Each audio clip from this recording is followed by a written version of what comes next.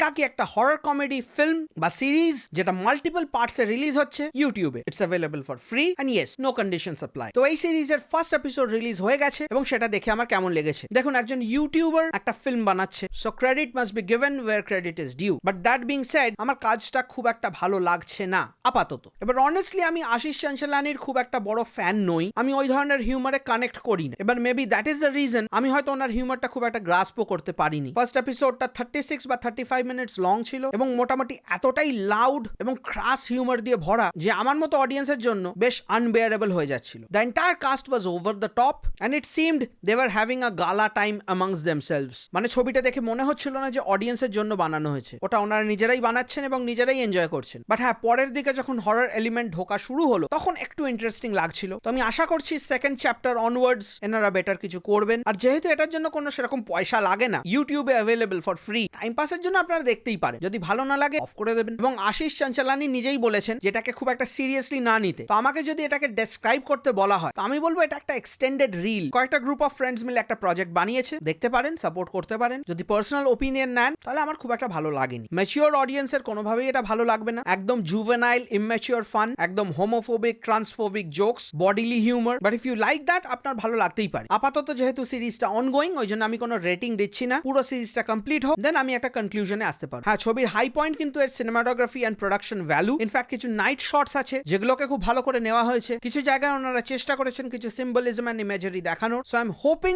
সিরিজটা আরেকটু বেটার হবে অ্যাজ ইট উইল প্রোগ্রেস।